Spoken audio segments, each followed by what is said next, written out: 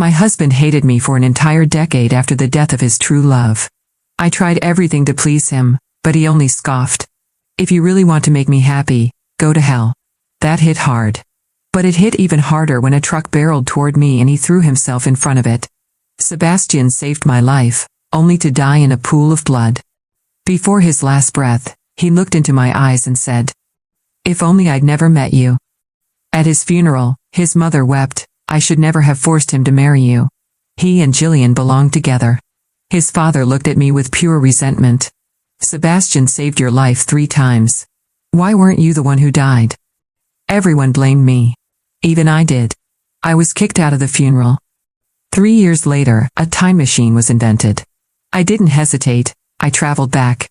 This time, I would cut all ties with Sebastian. Let him be happy. Let everyone be happy. But something went wrong. The machine didn't take me to the beginning. I opened my eyes and there he was, Sebastian Payne, 13 years younger, standing in front of City Hall. We were moments away from getting married. His voice hit me like ice.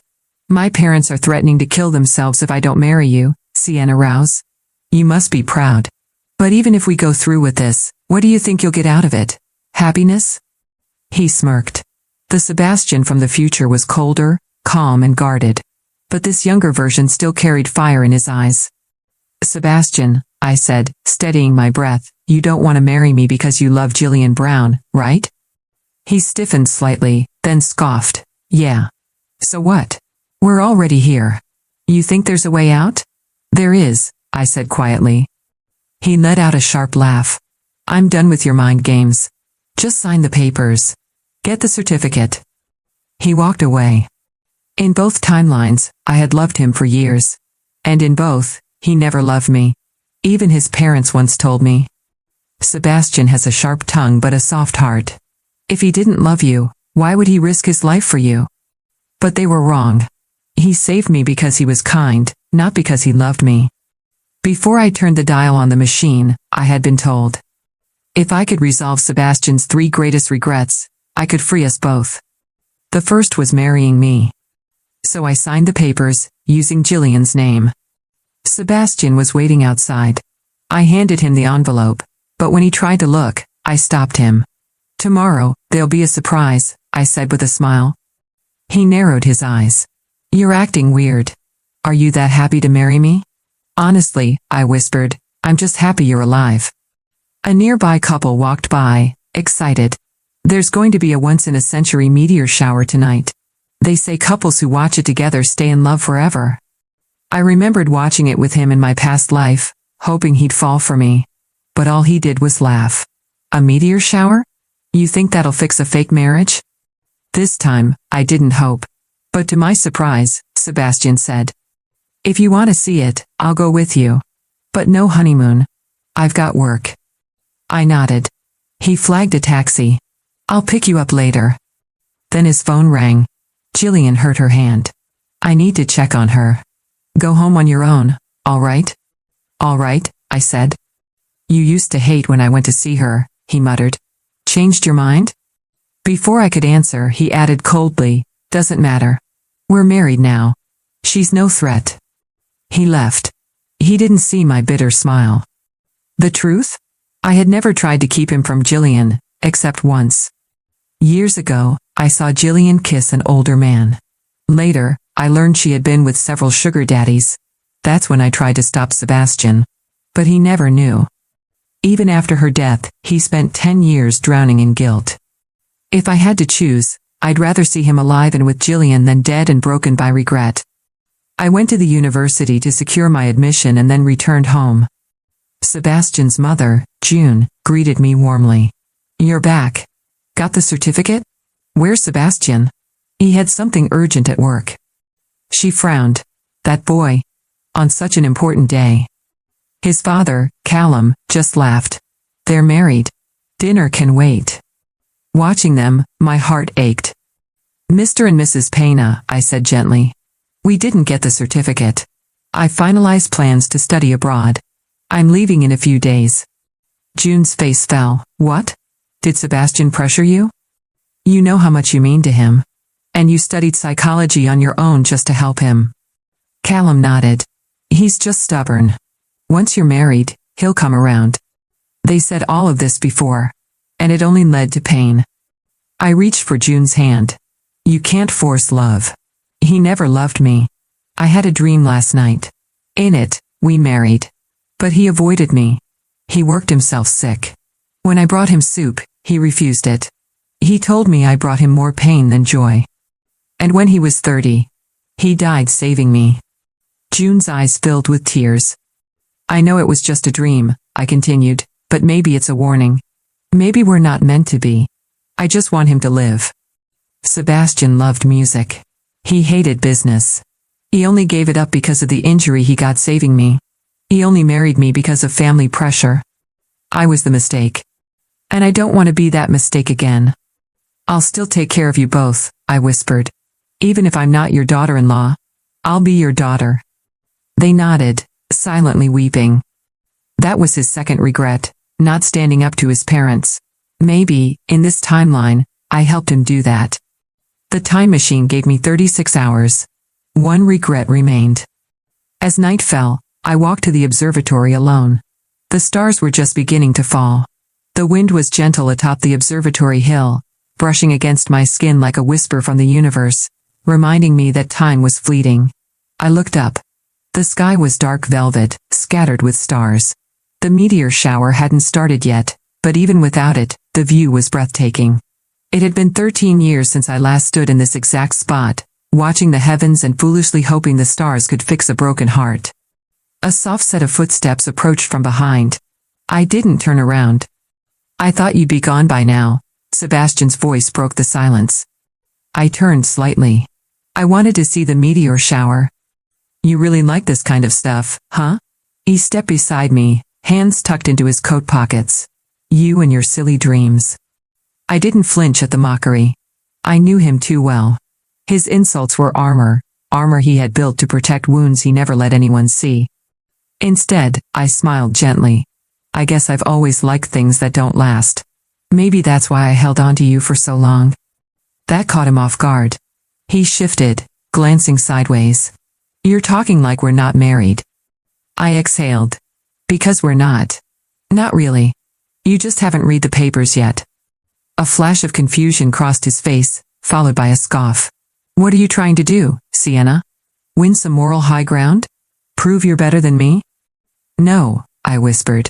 I'm just trying to set you free. The first meteor streaked across the sky, long and golden. Then another. Soon, dozens painted trails of light above us.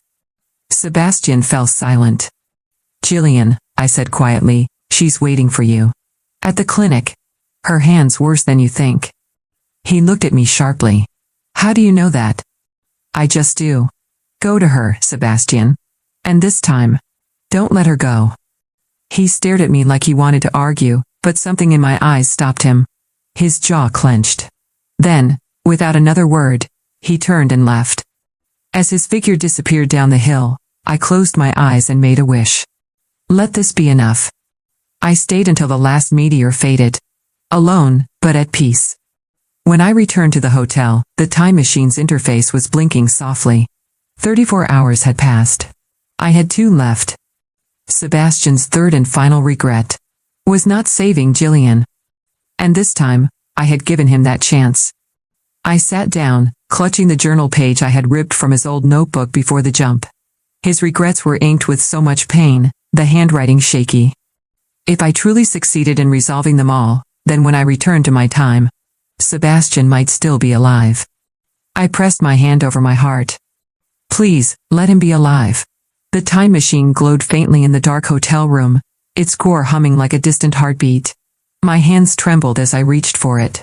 Only 2 hours left. If I didn't return before time ran out, I'd be trapped in this past forever, or worse, erased entirely. I sat on the edge of the bed, the silence around me thick with uncertainty. Had I done enough? Would changing the wedding, convincing his parents, and sending him to Jillian really alter fate? My phone buzzed suddenly. Unknown number, you changed something. We need to talk. My heart stopped. That wasn't just any message. Only one person could have sent it, the Watcher. The one who had given me the time machine. Seconds later, the hotel room phone rang. I picked up. Time is a fragile thread, Sienna, the watcher's voice said, calm and cold. You've pulled at it with trembling hands, but now the fabric is fraying. Come to the rooftop, now. I raced up the emergency stairs, taking them two at a time. The moment I pushed the door open, the wind howled around me. And there he was, tall, cloaked, and standing in front of the machine's twin-core beacon. You didn't tell me the jump would land me at the wedding, I said, breathless.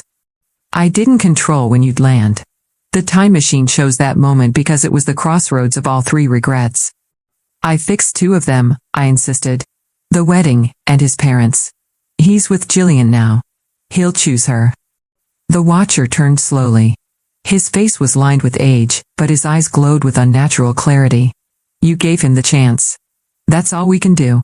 But the final regret, saving Jillian, depends not on you, but on fate. And fate isn't easily rewritten. My chest tightened. What do I do? Nothing, he replied simply. In 1 hour, you'll return to your time. Either Sebastian will be alive, or not. The path you've paved is fragile. One wrong step, one moment of doubt, and it may unravel. He stepped closer. But be warned, Sienna. Love does not guarantee salvation. If Jillian lies again, if she was never worth saving, then Sebastian's heart may still break. And a broken man will always find a way to die young. I froze. You think Jillian's still hiding something? I know she is. Lightning flickered in the distance. The watcher reached into his coat and handed me a small device. A recorder. You have one chance to intercept the truth. Use this wisely. Record what you must. And when you return, decide if Sebastian deserves the truth, or peace. He vanished into the shadows before I could ask more. 1 hour left. I opened my phone, shaking. Sebastian had just sent me a message. Sebastian, Sienna. Can we talk? I saw what you did. I need to understand why. I stared at the screen, the weight of 10 years and 3 lives pressing down on my chest. I typed back. Meet me at the alley behind Wren Street. The one where we first met. The place where he'd saved me. The first time. The place where the piano prodigy lost his future for a girl who loved him too much. I didn't know what I'd find there. But I knew who I was going to fight for. The alley hadn't changed. 13 years later, or earlier, depending on how you looked at it, it still smelled faintly of damp concrete and forgotten promises. Rusted pipes lined the brick walls, and a flickering street lamp buzzed overhead. I wrapped my coat tighter around myself as the wind whipped down the narrow corridor. Sebastian was already there. He leaned against the wall in the exact spot he had once bled for me, hands buried deep in his pockets, his expression unreadable. His sharp jaw was clenched, but his eyes, those damn eyes, were stormy and restless.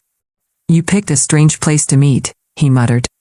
I picked the place where everything changed, I replied softly. He looked up, gaze flickering with unease. Why did you put Jillian's name on the license? Because I wanted you to have the life you should have had, I said.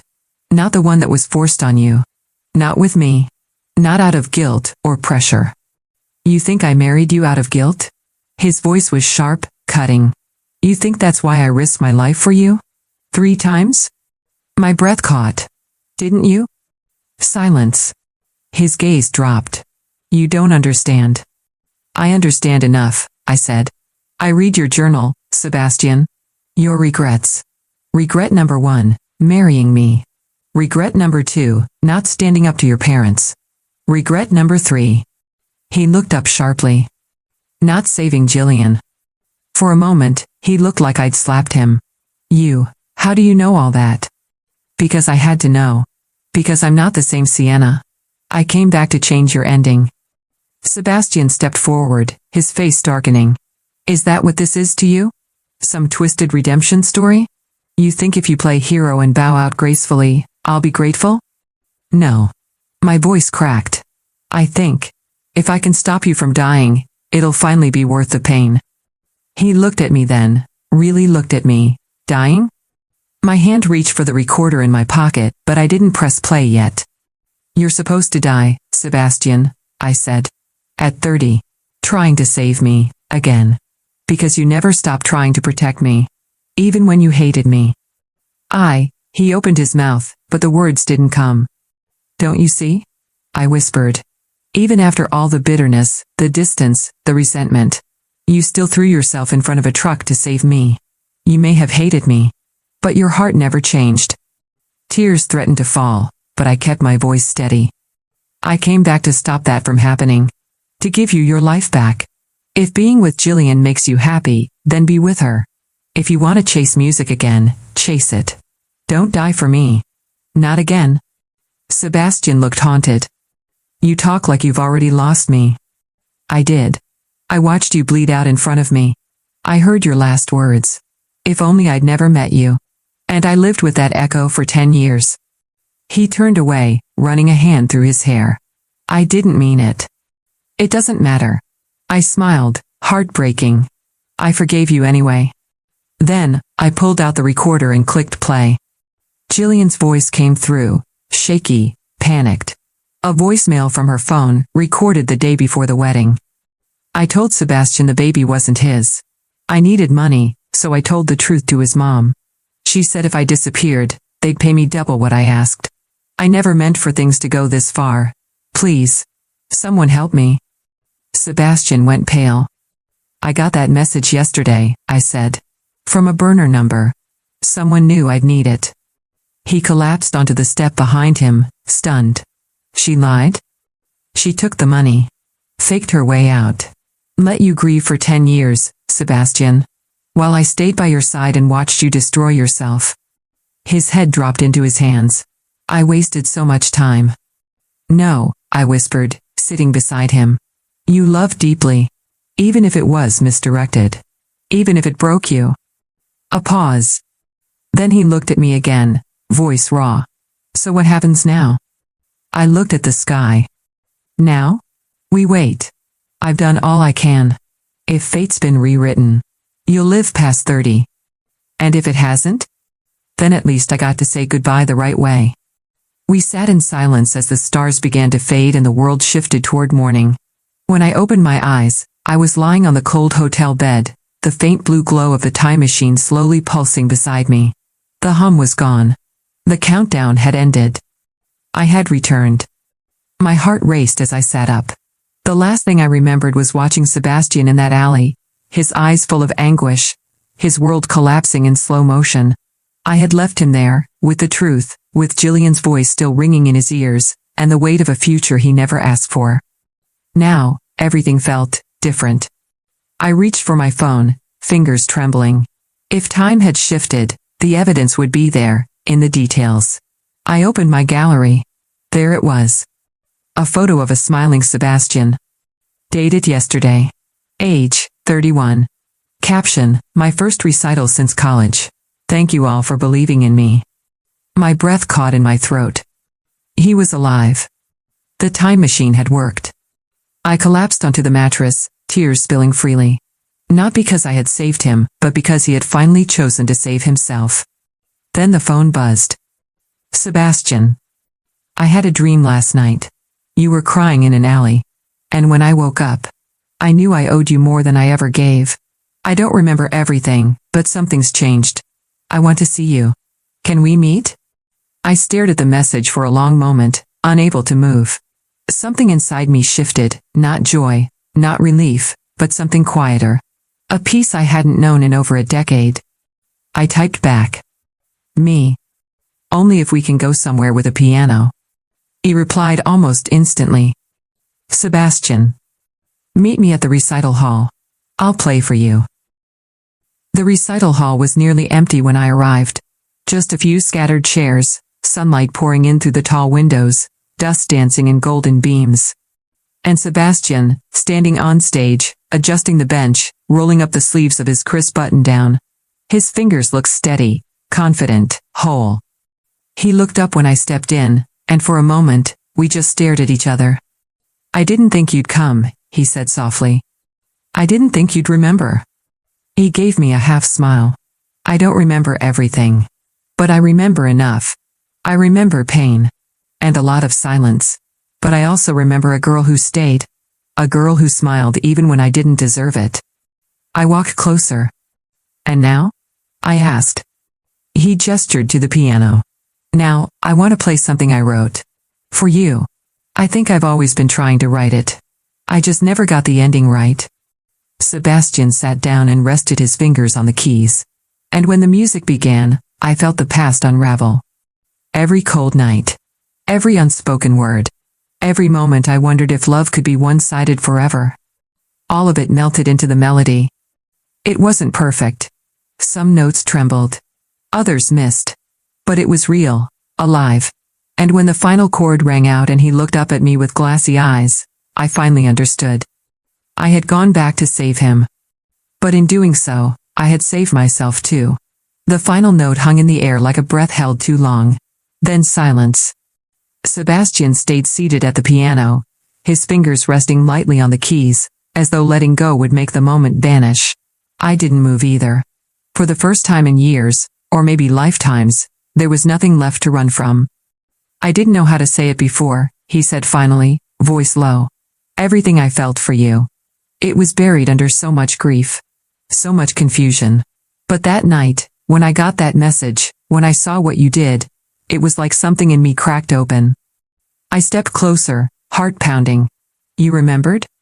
Not everything. Just pieces, dreams, feelings that don't fit with the memories I thought I had. He turned to face me, eyes searching mine. But one thing keeps echoing. What? That I died. Hating you. And that you still loved me anyway. The words stabbed like glass, but I nodded. I did. He stood up slowly. Sienna, why didn't you tell me the truth about Jillian sooner? About what she did? I hesitated, then answered honestly. Because you needed to find the truth for yourself. If I had forced it on you, you never would have believed me. You would have hated me more. He looked down at the stage floor, guilt tightening his features. I was so blind. I thought I was fighting for something pure. But it was a lie. It wasn't your fault, I said softly. You loved someone and she broke you. But Sebastian, you still saved me. 3 times. Even when I didn't deserve it. He looked back up, eyes glistening. You always deserve to be saved. I just didn't know how to show you that. A long silence followed. Then, with hesitant steps, he walked toward me. I don't want to waste this second chance, he whispered. I don't know what changed, or how we got here, but I want to try again. With everything honest between us this time. I held my breath. I don't need a perfect version of the past. I just need to know if you're willing to walk forward with me now. My voice cracked when I answered, Sebastian. I never stopped walking. I just didn't know if you'd ever turn around. He exhaled a laugh, shaky, almost disbelieving. Then, without another word, he pulled me into a hug so fierce it stole the air from my lungs. His arms weren't cold or reluctant anymore. They were steady, warm, real. And for the first time since the day I saw him die, I let myself believe it was over. That the pain, the loss, the ache of wondering what if, had finally been rewritten. As we stood there in the quiet of the recital hall, his voice broke the silence one more time. I don't know what our story is anymore. But I want to write a new one. I looked up at him, heart full. So do I. And somewhere, in the echo of fading piano notes, our second chance truly began. Sebastian and I walked out of the recital hall into a world that felt unfamiliar, like slipping into a story I'd never read before. The sky was pale with morning light, the streets still quiet. Everything around us looked the same, but everything inside us had changed. I called my mother this morning, Sebastian said, as we walked slowly down the sidewalk. Told her about the truth. About Jillian. About everything. I glanced at him carefully. How did she take it? He exhaled a long breath, badly. But also, with guilt. She said she'd always suspected something, but she wanted so badly to believe Jillian was the right choice for me, that she ignored her instincts. I nodded. She wasn't the only one. He stopped walking. Sienna, I need to ask you something. When I said I wished I'd never met you. Was that true? My stomach twisted. It hurt more than anything, but I understood why you said it. You were dying. In pain. And full of regret. I regret saying it, he said quietly. Because the truth is, Even with all the damage, the silence, the years wasted, I've never met someone who held on like you did. I don't know why I pushed you away so hard. I looked at him, voice barely audible. Because you thought you didn't deserve love. He blinked. You thought you had to atone, I continued. For Jillian. For your injury. For being forced into a life you didn't want. But the truth is, Sebastian, you were worthy of love the whole time. His eyes filled with something unspoken. Something raw. Then, he took my hand. So what now? Do we try again? Start over. I paused, squeezing his fingers gently. We don't need to start over. We need to start forward. He smiled faintly, the kind of smile that didn't reach his lips before, but now began to. That afternoon, we sat at a small cafe, something ordinary we hadn't done in what felt like forever. Sebastian scrolled through his phone and then looked up, brow furrowed. You applied to study abroad. But didn't go. Not in this timeline, I answered, sipping my tea. He tilted his head. You always wanted to go. Why didn't you? I looked at him, then down at the table. Because back then, I was too afraid to live without you. Even when you didn't love me, I couldn't let go. He leaned forward. And now? I still love you, I whispered. But this time, I love myself too. So if I go, it won't be because I'm running away, it'll be because I'm chasing something that matters to me. He smiled. Then I'll write to you every day. You'd better. I don't forgive easily anymore. He laughed, a sound I hadn't heard from him in years. Not forced. Not polite. But real. For a long moment, we just looked at each other. It wasn't perfect. It was better. Because this time, it was chosen. No guilt. No obligation. No time machines. Just us, two people who had hurt, healed, and somehow found our way back. And as the sun dipped behind the buildings, lighting the sky in soft orange and gold, I knew. This wasn't a borrowed life anymore. This was our beginning. The next few weeks passed like pages in a journal I never thought I'd get to write. Each day was simple, ordinary, even mundane, but it was exactly the kind of peace I'd once thought impossible. No whispered resentments. No walking on glass. Just two people, relearning how to exist side by side. Sebastian and I didn't rush anything. There were still shadows between us, but they no longer haunted. They only reminded us of what we'd survived. One rainy evening, as we stood beneath the awning of a bookstore, watching the storm blur the world into watercolor streaks, Sebastian turned to me. Do you ever think about what would have happened if the accident still occurred? I froze. He continued, if the truck had hit you. Or me. If none of this had changed? All the time, I admitted. There are nights I wake up expecting to hear your last words. Expecting to lose you all over again. He looked away, his jaw tense. And if I hadn't remembered, if none of those memories had come back? I smiled sadly. I didn't come back to make you remember, Sebastian. I came back to let you live. He took my hand, slowly intertwining our fingers. Then let's not waste the time we've been given. A few days later, I returned to the alley. Not for closure, but to thank it. That forgotten stretch of broken pavement had marked our beginning, our unraveling, and, strangely, our renewal. I stood quietly in the fading afternoon light, watching raindrops slide down the walls like teardrops time had finally let go of. That's when I heard footsteps behind me. I knew I'd find you here, Sebastian said. I turned to him.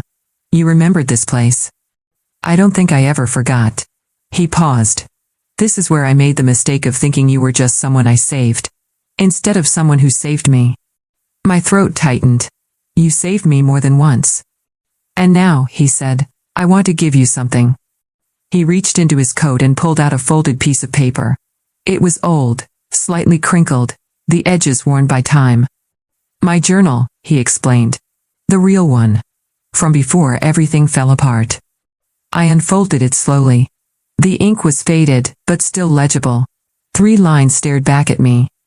I regret marrying Sienna when I couldn't love her properly. I regret not standing up to my parents. I regret not saving Jillian. And beneath it, written in fresher ink. But now, I regret all the time I wasted not seeing Sienna for who she really was. And I don't want to live another moment without her. Tears burned at the corners of my eyes. You rewrote your regrets. He nodded. Because you helped me rewrite my life. We stood there, under the gray sky, holding the past in our hands, but no longer living in it. I love you, I said, for the first time in this new timeline. Sebastian didn't hesitate. I've always loved you. I just didn't know how to deserve it. And in that moment, I realized something profound. We hadn't changed fate. We had simply earned our way out of it. The day I left for my graduate program overseas, the airport buzzed with the chaos of goodbyes and new beginnings. Sebastian stood beside me at the gate, his hands buried in his jacket pockets, but his eyes never left mine. Are you sure you want to do this? He asked, though there was no anger in his voice, only a quiet kind of ache. I've never been more sure of anything, I said. This isn't goodbye. It's just the life I was always meant to live. Not the version of me that clung to you in silence. The version that found her own voice. He nodded, lips pressed together. And when you come back? I smiled. If our paths still align, then maybe it won't be about saving each other anymore. Maybe it'll just be about being. He reached into his bag and pulled out a small box. I wasn't going to give this to you yet, but I figured you should choose when. Inside was a necklace, silver, with a tiny pendant shaped like a comet. The kind that streaks across the sky once in a lifetime. For the girl who waited for a meteor shower to change her life, he said. I closed my hand around it, overwhelmed. Thank you. For everything. No, he said, his voice steady. Thank you. For going back. For changing the ending. I leaned in, pressing a soft kiss to his cheek. I didn't change it alone. As they called final boarding, I stepped onto the plane, carrying nothing with me except a suitcase, a comet, and the full weight of a story rewritten not with miracles, but with choice. 1 year later, I returned home to a small city that had changed just enough to feel new. At the local gallery, a charity auction was being held. The centerpiece, a piano piece composed and performed by Sebastian Payne. Proceeds went toward music therapy for trauma survivors. I watched from the crowd as he sat at the grand piano, posture relaxed, confidence flowing from his fingers into the keys. This time, there was no hesitation. No shadow of Jillian. No burden of the past. Only light. After the performance, he spotted me before I could approach him. He broke into a grin, one I hadn't seen in years. I was hoping you'd come. I wouldn't miss it, I said, holding up the pendant he'd given me. Still wearing it. I'm glad. He stepped closer, lowering his voice. I have something for you. He handed me a worn leather-bound book. It was his journal. The original, and the updated one. Side by side. Inside the final page, a new entry had been written. Greater than today, I saw her in the crowd again. Her smile still stops time. I don't know what the future holds. But if she says yes, I'll never waste another moment trying to rewrite the past. I'll just write the rest, with her. I looked up, breath hitching. Are you asking me to stay? No, he whispered, pulling me into his arms. I'm asking if I can go wherever you go. For the first time in forever, I said yes without fear. Because love wasn't about rewriting time. It was about living the time we're given, with someone who chooses you back. 3 years later. The air was warm that morning, the kind of golden hush that made everything feel possible. Our home sat on the edge of the city, wrapped in ivy and morning light, the piano room's windows flung open to let in the breeze. Inside, I sat curled on the window seat, coffee in hand, listening to the quiet hum of keys being tested in the next room. Sebastian never played the same song twice. He said music was like love, it had to be lived, not repeated. I glanced down at my laptop, rereading the last paragraph of the manuscript I'd spent the last 6 months writing. It was a memoir. Not just mine, ours. Not the tragic version that had nearly come true. The real one. The one where a woman used a second chance not to rewrite the man she loved, but to release him from the past. And in return, he'd found his way back to her. A knock came on the frame. Sebastian leaned in, hair a little messy, a pencil stuck behind his ear like always. Finished? He asked. I closed the laptop slowly. Yeah. Final chapter's done. He walked over and sat beside me, looking down at the screen. Does it end the way you want it? I nodded. It ends the way it needed to. He rested his forehead against mine. Then maybe it's time to let the rest of the world read it. I smiled. Maybe. But I don't think it's the ending anymore. It's just where we stop writing and start living. A small giggle echoed from down the hall. Our daughter, Ava, poked her head around the corner. Her curls bounced with every step as she ran to us, carrying a drawing of stars and a piano and crayon. Look. It's the song Daddy played when he met Mommy. She beamed. Sebastian laughed. Close enough. I pulled her into my lap, heart full. It's perfect, sweetheart. As the three of us sat there, tangled in sunlight and music and second chances, I thought of the girl I used to be, the one who begged to be loved, who begged for fate to change. And I thought of the woman I became. Not because fate changed for me, but because I changed it. We never told anyone about the time machine. We never had to, because the proof wasn't in the science. It was in the life we chose to build, day by day. Not perfect, but ours. And in the end, that was the greatest rewrite of all.